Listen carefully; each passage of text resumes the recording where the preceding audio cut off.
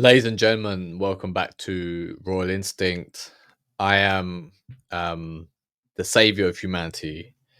I am the person who's going to lead 100 people and raise them from obscurity to becoming kings. Um, those of you who are watching this, there's something inside you that's saying that you are meant and destined for something greater.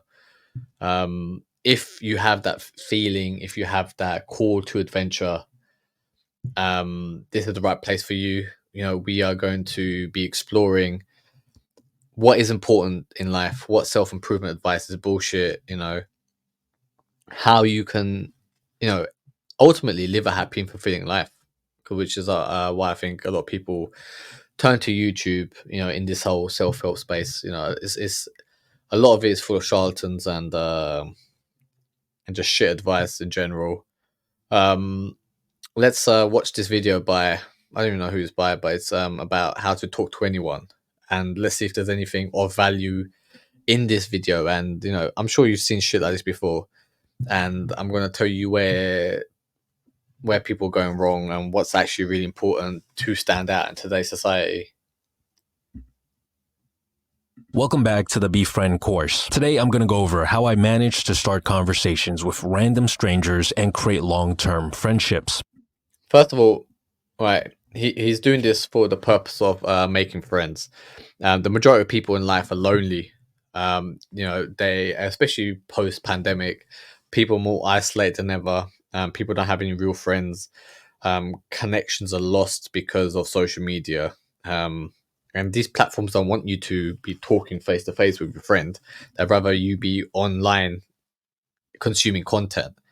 And how do we build better lives for ourselves? Well, we have to use that, all right, that information that people, these algorithms are designed for people to spend as much time watching them, right?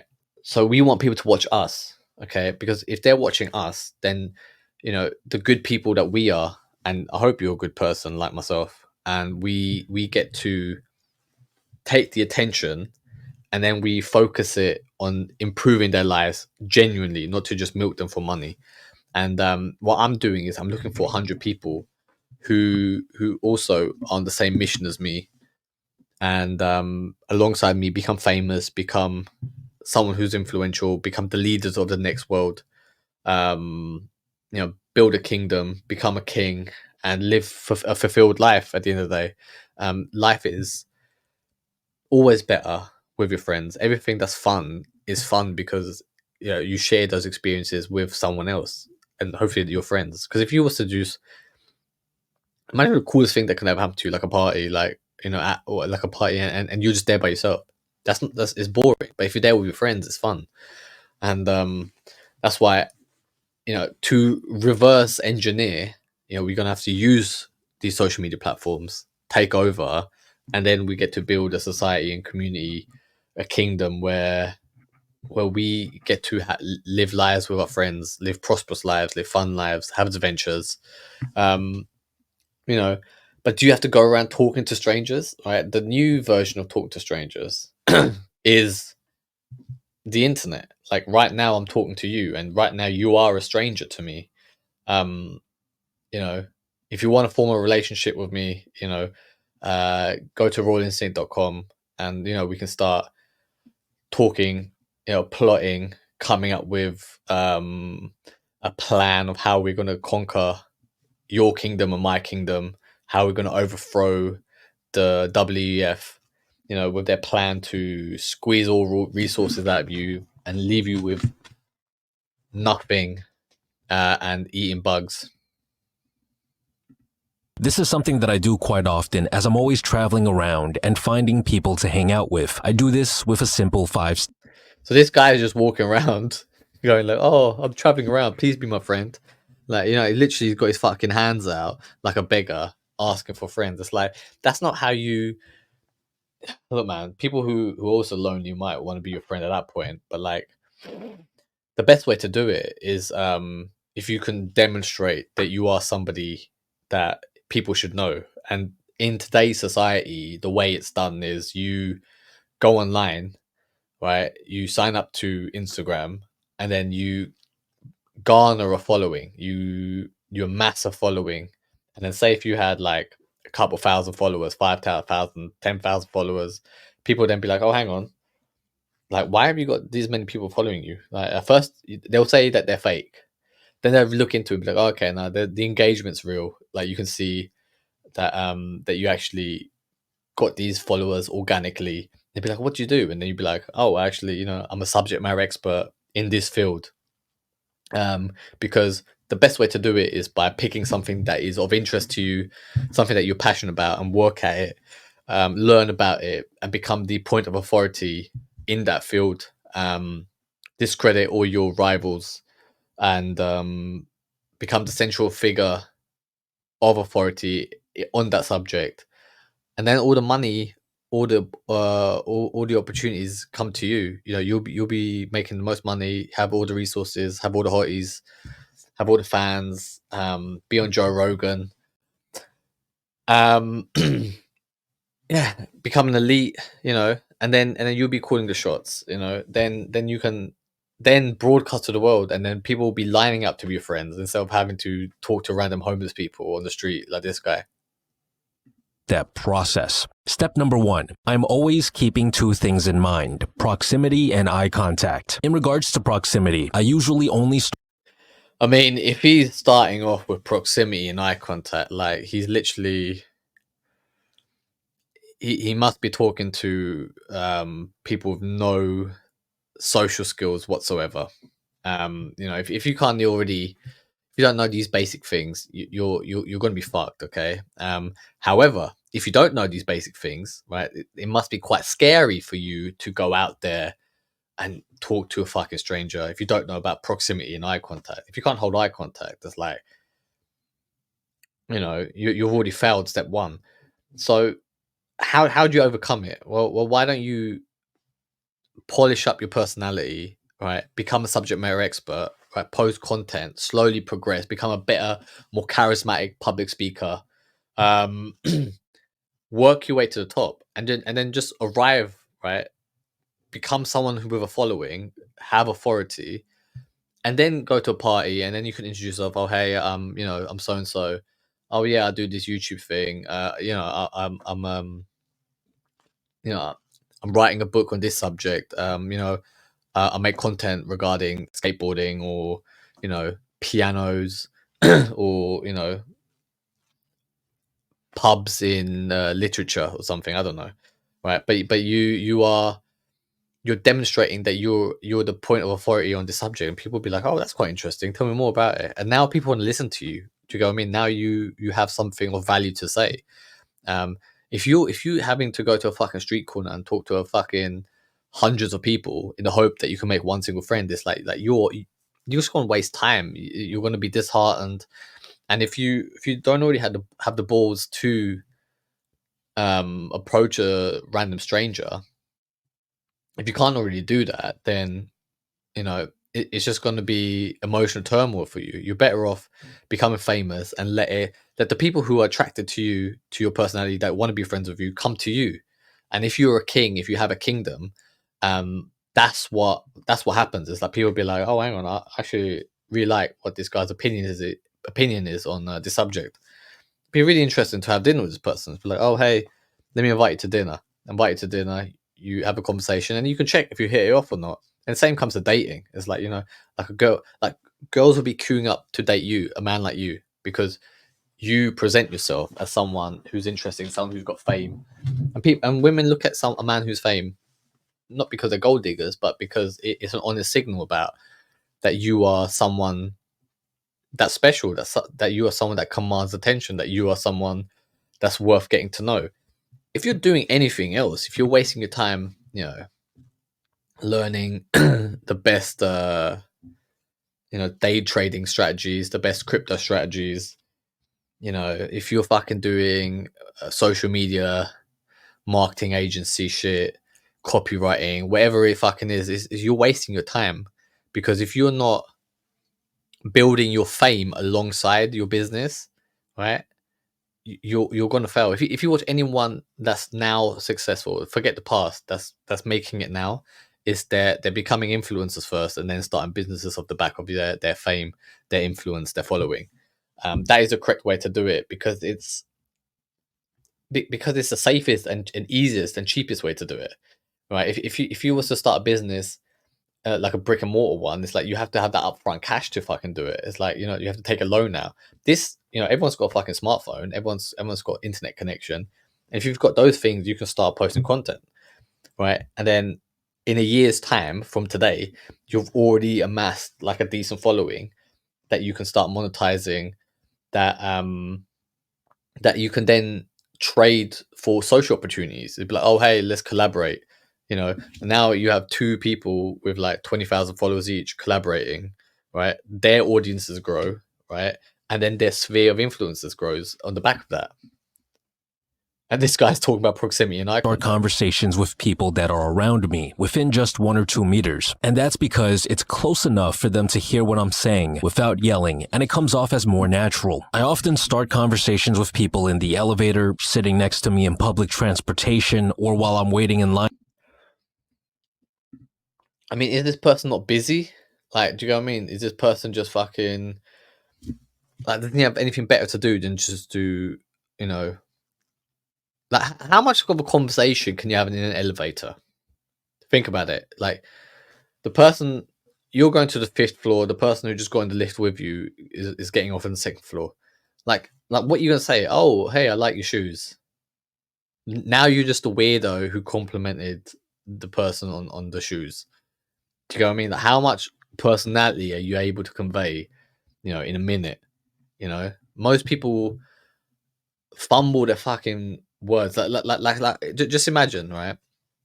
Like you yourself know how confident you are, right now in this moment in time. Okay, so you're gonna get into a lift, into an elevator, right? And you're gonna be standing there and be like, "Oh, this is a great opportunity to make a friend. This person looks very friendly. Let me have a conversation with them." And as you're saying this, like, you've already you're already on the first level, right? Then you're like, "Oh, hey, I couldn't help but notice that that you have a great shirt on. Where did you get your shirt?" And the person will look back at you and be like, "Oh, okay, I got it from the store." Oh, great, that's so wonderful. And like it just comes off as desperate and needy, right? Whereas if you were someone of interest, like imagine if you're someone who's making content, if you're someone that's a subject matter expert on fashion, men's fashion, right? You get in the lift with someone and you're just there standing, waiting to go to the 5th floor, and then there's another person getting off at the 2nd floor, and they recognize you, and they're like, "Oh my god, you're that person from YouTube. I watch your content. Oh yeah, what do you think of my shirt?" And now you get to decide whether you want to be that person's friend or not. Do you get what I mean? And it gives you so much power and control over your life, because you are perceived as someone as a point of authority at that point. And look, I want you to have the easiest life, the best life possible, right? To be at the top. And the quickest way and the most efficient way to do it is to become a subject matter expert and get to the top, become an elite, become a king, right? And then once you're a king and I'm a king and we have a kingdom, we'll be partying up at the world. Because who would you want to be friends with once you're at the top? With other trustworthy kings like myself. That's why I'm looking for like 100 people, right? 100 of us, right? A strong organization of 100 people, of other kings, right? Networking, right? Sharing stories, going on adventures, living the coolest, best life possible, right? 100 of us, right?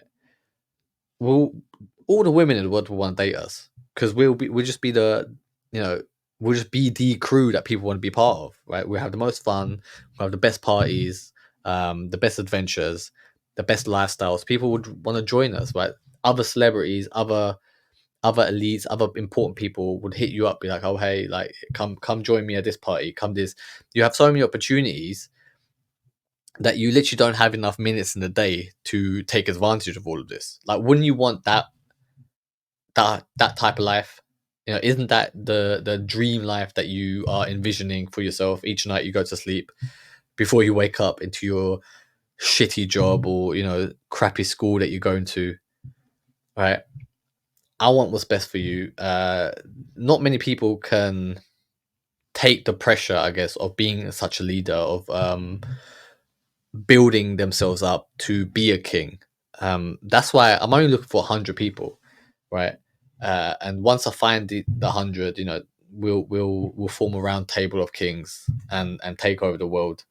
And if you feel like you belong with us, if you feel like if you want to be part of such an elite level group, I suggest you hit me up on rollinstinct.com, and I'm sure we can work together. For something. In regards to eye contact, I will only start a conversation with people who make eye contact with me for at least a millisecond, and that's because eye contact is a form of communication. It's an acknowledgement that I exist. If someone is at a coffee shop focused on their work, I will almost never speak with them because I don't want to disturb them. But if they're at the coffee shop looking around, playing on their phone, and staring into the distance, isn't this creepy? Isn't this guy just giving you the fucking creeps? That this guy goes to a coffee shop just looking around you like waiting for his perfect opportunity to pounce. Like I'm glad he's just saying this in terms of making friends. But if you exchange the words that he's looking for a female, now you sound like a fucking stalker, right? Like now you're getting me too'd.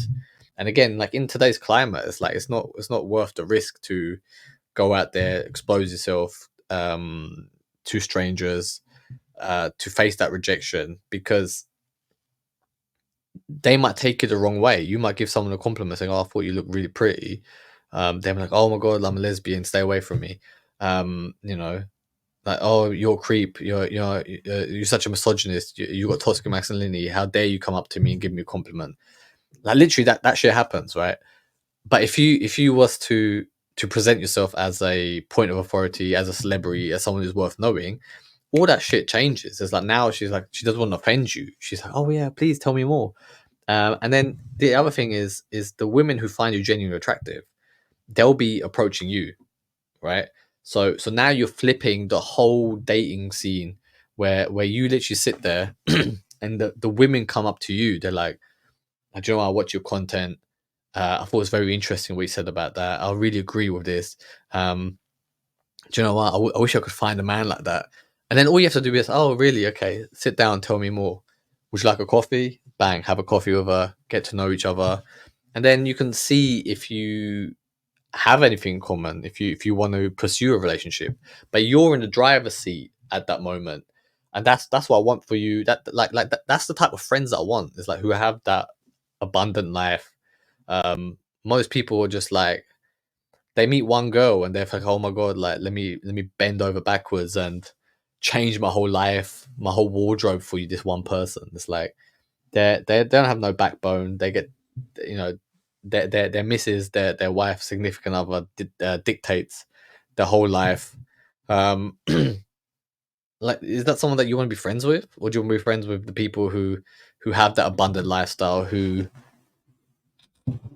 you know, they have so many women come up to them. You have so many women come up to them. It's like it becomes a joke at the end of the day. Do you get what I mean? And if you feel like that's something that you want, then I suggest you build your kingdom, um, and live that king lifestyle.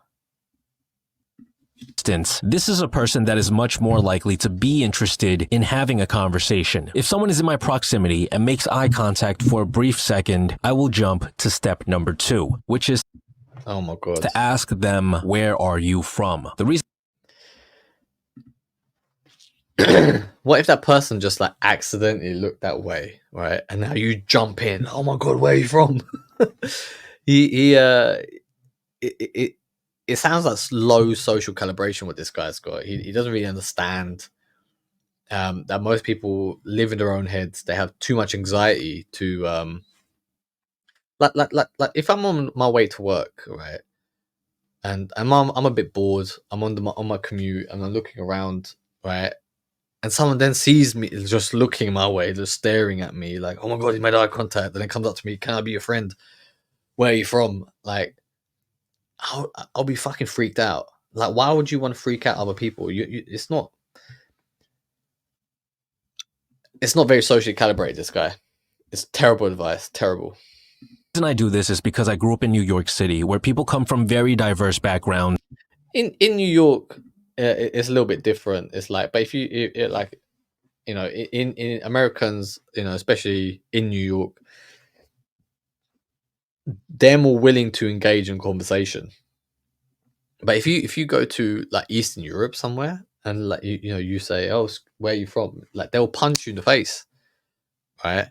They'll be like, who the fuck are you? Like, why are you talking to me? Like that, they find it weird. It's not part of their culture. In Finland, for example, or Scandinavia, for that matter, it's very like for strangers to talk to each other. It doesn't happen like throughout the day unless there's alcohol involved, right? For strangers to come to a bus stop and just be like, oh hey, like how are you doing? It doesn't really happen, right? So you also need to understand cultural nuances, where you are in the world, where again, this is terrible advice. This is why like most people's best friends are met when they are at school, because it's just when children socialize very easily, and the first person that they meet they cling on to for the rest of their lives. I wonder how many people watch this video and then got beaten up because of his crap advice. And I'm also traveling all the time, so I come across all types of people. But if you are from a city where everyone comes from the same ethnic background, you can adjust this to something like, what part of town are you from? I've never once had a bad reaction to this opening line out of the thousands of times I've used it throughout my life. I bet you he's used it like 10 times in his life. I bet he's lying about how many times he's used it. Once they respond, we can move on to step number 3. Step number 3 is to share what you know or ask them a question about their background. Share what you know. Okay, this is quite interesting. Why not start off with sharing what you know? Okay, why not broadcast to the world what you know? Okay, and this is why I say become a subject matter expert, right? So if you become a subject matter expert in something that you enjoy, and this is why I always emphasize something that you enjoy or passionate about, or some sort of skill, because then you eliminate procrastination. Okay, and then your work doesn't feel like work, right? You can just throw yourself into doing something that you enjoy and have fun with, and be very productive in it, and then it's not work. It's just something that you do. It's just another extension of who you are, and you're just expressing yourself, right? But then you don't need to fucking go around making eye contact as strangers. If you already start with telling people, sharing what you know, and you're not, what was the fucking second thing? Then you don't have to make the first move in asking people, where are you from, right? You literally you're broadcasting to the world. Oh, this is what I know about this subject. Okay, I imagine if you're a history buff and your field of expertise is ancient Rome. Okay, you basically, right, what you do, you take a book like this, right, and you read it, right, every day you read it, and then you have some sort of insight, be like, oh, today I read this book, and I learned this about the ancient Roman Empire. Okay, you get to the end of the book, right, and then you give a summary about your book every day, whether a chapter summary, and at the end you just give your whole summary, and then what's the next bit of content you make? Another book, right, and then you build a baseline knowledge of on the subject. You're sharing it to the world, yeah. You're sharing what you know. Okay, as you're sharing what you know, you also express who you are, right? You're showing them your charisma, your passion. You can make jokes, in your content. You can tell them also about your day. Oh, I was reading this book, as I was on my way to meet my grandmother who lives down the road from me, but I haven't seen her in a week because I've been busy. Right now, you're sharing who you are as well. Right, you're sharing what you know and who you are. I bet you that's going to be number 0.4, by the way. Share who you are. I'm just guessing. But you start off with that way, and then you're putting your content out there, and then people who are watching you be like, oh, I really like this guy. I'm gonna watch his video tomorrow. I watch the video tomorrow. Now you become a very important person in that person's life, right? And that's why you have all these parasocial relationships that are being built. This is why OnlyFans is exploiting that. Is exploiting that within humans. Basically, they're making humans or men pay for interacting with women. They put paywall uh, in front of it, but you're just sharing who you are through your content, right? And sharing what you know, and letting people come to you. They're asking you, "Oh, where are you from? Oh, can we be friends? Can I take you out to dinner? Can I?" And would you not feel like a king if that happened to you? Wouldn't you not feel rather special if people come up to you and be like, "Oh, I really like your content." Like now your self-esteem is building. Now you're walking around more swagger. You're more confident in your abilities. You're more sure of who you are. It's like, oh, I'm just sharing my passion in life to people, and they seem to really resonate and respond well to it. Now you're becoming a confident individual, right? You're building an audience as you're doing this. Your content keeps getting better. You keep getting smarter, building more knowledge on your chosen field. Once you learn so much about it, you become a central authority on that subject. You become a subject matter expert. People then look to you for guidance on that subject, and once you have the authority, once people look to you for guidance, like you make all the money, right? You can write a book, you can write your own book once, right? After all your own research, and people will buy it from you because they're like, well, he must know what he's fucking talking about. He's read all these other 100 books on the subject. Fuck reading. Why should I read 100 books when I can just read his book and get all the knowledge that he has, right? And then you're improving people's lives. You're summarizing, condensing information.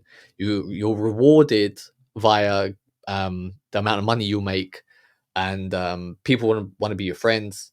People like myself, who's building his kingdom, will acknowledge a king like yourself, that you're building your kingdom, and an alliance will naturally form. Like, why would I want to be friends with anyone else? You want to be friends with the best people. You want to be friends with other kings who have the same aspirations and dreams as you. This is a bit tricky, so let me show you how I usually do it with a few examples. So a year ago, I came across a taxi driver in New York City who was from Bhutan. When he told me that he was from Bhutan, I said, "Oh wow, I never met anyone from there before, but I heard it's the happiest country on the planet. Is that true?" Do you see what I did there? I shared what I knew about their country, and then I asked them a question so that they tell me more. What if they left Bhutan because they fucking hate it? Like, he's just throwing random things at the wall. It's like you're better off just like explaining to people what you know, who you are, and letting them choose, right? Like if a person follows you for your information to subscribe to you, right, on YouTube, or if they follow you on Instagram, it's not just the information that they're subscribing to, it's you as a person, right? Like all this small talk business goes out the window when you do it the correct way, when you do it the king way. The reason I do this is actually because I'm genuinely interested in learning more about their background. I want to see if the rumors are true. And the next time I meet someone from Bhutan, I will be able to share something that they wouldn't expect a stranger to know. Here's an example of what I mean. So in Europe, I met a Nigerian that told me something pretty interesting during our conversation. And it was, I quote, "The smartest Nigerians usually leave Nigeria." So from then on, whenever I came across another Nigerian anywhere in the world, I would say, "I heard that the smart..." I mean, you're putting down an entire country, meaning that any Nigerian that hasn't left Nigeria is not smart.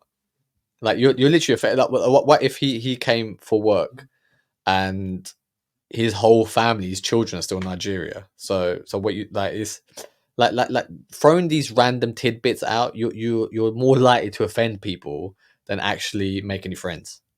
Smartest Nigerians leave Nigeria. Is this true? Now, I know this might sound kind of offensive, but it's not my statement, it's someone else's. And yeah, but it came out of your mouth, so I'm asking it from a place of curiosity. So I've never gotten a your curiosity can get your fucking smack in the mouth. Negative response out of the dozens of times I've mentioned it. In fact, most of the time they'll laugh and say, "That's right." Because if you think about it, it's actually a compliment. Now, you're probably getting the sense that I like to be okay, and then what? But like, so you've done that, and let's imagine it all went well. Like, what's the next move? Like, oh, let's go for coffee. Like, why is he trying to make friends with a taxi driver? Do you know what I mean? This is why, if you become a subject matter expert, You can be friends with other fucking kings, right? Like no offense to taxi drivers, but it's like how many times have you taken a cab and you thought, do you know what, I would love to be this cab driver's friend. Like, how many times have you ever done that? Have you ever had that thought? Like, most of the time, you just like you want to put your you want to tell the guy to turn off his music, put your music on, and just chill. Do you get what I mean? Like, not let's be friends, man. Like, and he could be a fucking weirdo. Do you get what I mean? Like, he might be, let's be friends, and then he takes you back to the back alley and just like Jeffrey Epstein's you. A bit adventurous during my conversations with people. I like to say some pretty risky stuff, things that some people might find offensive. This is an important principle to keep in mind. The riskier the things you say, the more memorable and authentic you will come off as. Yeah, I mean, this guy is cruising for Me Too, man. Like, literally, he's like, he literally wants someone to Me Too him. Yes, there will be some people who are triggered by things like this, but they weren't going to be good friends anyways. People like this are extremely hard to have fun with because you have to filter yourself often when you're around them. The people who find your comments and questions. That's why you're better off going into this, just expressing who you are first and letting people come to you. Interesting will quickly feel much more comfortable around you because they know that you are not someone they have to be careful around. If you want to play it safe, that's fine as well. You can still make a ton of friends by being genuinely interested in the other person. Now, once you've commented and asked them questions on their background, you can branch the conversation off into many different current events. This step can last anywhere from think about the country that many different places. I usually ask them what they do, what they think about the country that we're both currently in, and other current events. This step can last anywhere from a minute to an hour, and this. So this guy's going around wasting a whole fucking hour of his life, right, trying to make friends. I mean, do you want to do that for the rest of your life, just to find one friend? It's like. This is where the majority of the rapport is built. If I like this person and think that I'll have a fun time hanging out with them more, I will move on to step number 4. If not, I wish them well and I say my goodbyes. Step number 4 is simple. I invite them out. If I'm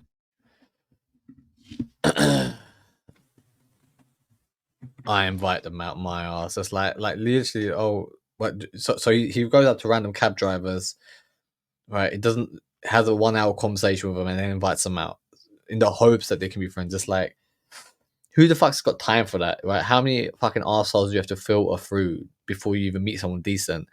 Let people come to you and you be like, yes, no, next, yes, no.